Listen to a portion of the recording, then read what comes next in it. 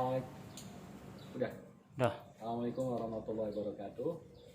Selamat pagi menjelang siang. Alhamdulillah, wa syukurillah kita masih dikasih pertama kesehatan, umur panjang, sehingga kita bisa melaksanakan aktivitas kita sehari. Di sini insya Allah Bapak akan menerangkan tentang masalah MPLS. Apa itu MPLS? MPLS itu MPLS, masa pengenalan lingkungan sekolah, diantaranya tentang profil sekolah semuanya insya Allah akan diterangkan oleh yang berkepentingan. Kemudian Bapak sendiri di sini akan menerangkan tentang komunikasi wali kelas dengan peserta didik. Ya, apa sih itu? Sebagai fungsi wali kelas itu hanya untuk mendampingi anak bagaimana caranya bisa belajar dengan baik. Itu fungsi wali kelas. Kalau misalnya ada permasalahan berarti harus ke wali kelas. Itu kan satu komunikasi antara wali kelas dengan peserta didik. Nah, setelah kalian masuk sekolah, karena sekarang masih masa COVID, jadi tidak bisa masuk sekolah. Hanya belajarnya di luar sekolah atau disebut dengan daring. Oleh karena itu Bapak harapkan supaya ada komunikasi antar wali kelas, kalian harus mempunyai yaitu diantaranya HP yang Android yang bisa berkomunikasi melalui WA atau di jaringan atau pembelajaran jarak jauh. Insya Allah Pak akan terangkan yang pertama, kalau kalian sudah masuk sekolah SMP Negeri 27 di kelasnya masing-masing, kelas 7A sampai kelas 7I itu sudah ada namanya wali kelas. Fungsi wali kelas hanya untuk pendampingi. Yang pertama yaitu untuk pengenalan wali kelas dengan warganya. Di antaranya kalian harus berkenalan antara A kemudian sampai ke huruf Z. Misalnya Bapak Udin dengan Pak Muhani, itu diantaranya. Jadi kalian harus kenal satu warga kelas di kelas 7, yang baik kelas 71, kelas 7A maupun kelas 7I, itu harus kalian kenal ya di kelasnya masing-masing. Nah, setelah kalian mengenalkan antara teman sejawat dengan teman sekelas, otomatis wali kelas sendiri akan memilih yaitu ketua kelas. Fungsinya sebagai pendamping kalian ya wali kelas tersebut, ketua kelas.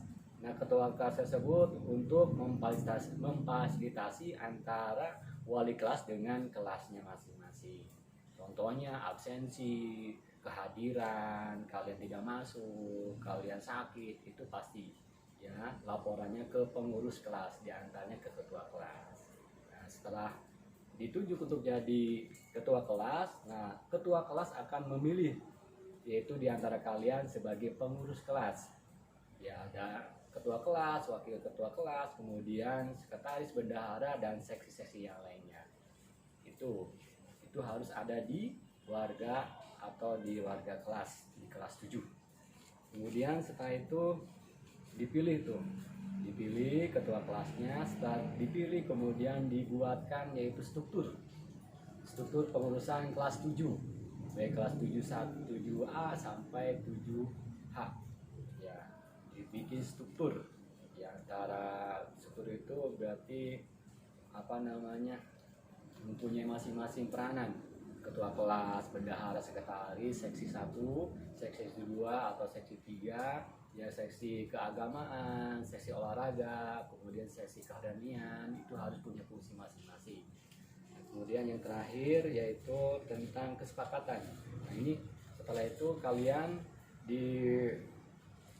diinformasikan juga untuk jadi sebagai buku pegangan yang namanya modul pengayaan pembelajaran jarak jauh atau PPT.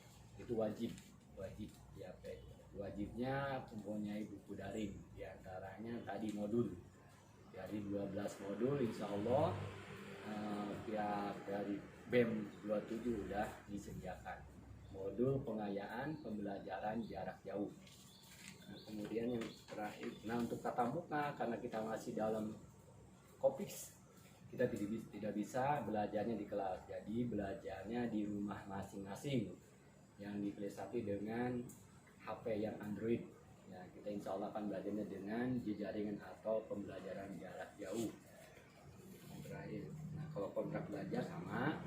Kemudian pengenalan untuk potensi siswa. Nah, di SMP Negeri 27 juga di sini ada yang namanya untuk akademik dan non akademik. Kalau yang non akademik termasuk ekstrakurikuler. Ekstrakurikuler di antaranya banyak sekali ya, pramuka, paskibra itu termasuk ekstrakurikulernya. Maka kalian kalau misalnya berminat ikutin yang ada di SMP Negeri 27 untuk ekstrakurikulernya, potensi siswa. Potensi siswa. Jadi potensi siswa ini dibagi dua antara non akademik dan akademik. Kalau non akademik itu diantaranya ekstrakurikuler. Nah di SMP Negeri 27 juga ada ekstrakurikuler, pramuka, kemudian PMR, ya KIR, Rohis, kemudian banyak sekali. Ya silakan kalian masuk untuk ngikutin non akademik atau ekstrakurikuler. Silakan. Yang kedua akademik. Ya kalau misalnya di dalam satu kelas pasti ada yang sifatnya menjuarai atau dilihat dari nilai. Ya kalau nilainya lebih besar dari teman-temannya, kemudian dirata-ratakan, kita pilih, yaitu fungsi dari wali kelas tersebut untuk memilih yang nilainya lebih besar, makanya akan menjuarai di kelas 7, baik 7A sampai 7H. Juaranya juara 1, juara 3, juara 3. Insya Allah akan ada satu penghargaan dari pihak sekolah. Ya, penghargaan juara 1 maupun juara 2 dan juara 3. Yang lainnya tetap ya 10 besar. Insya Allah ada dari kelasnya masing-masing. Itu untuk yang potensi atau pengenalan potensi siswa. Nah setelah itu, setelah kalian masuk ke warga kelas, insya Allah di sini kami akan menyediakan yaitu formulir bagi setiap siswa. Insya Allah kita akan membuatkan yaitu untuk pengisian formulirnya melalui Google Chrome. Insya Allah akan menyusul untuk Google Chrome.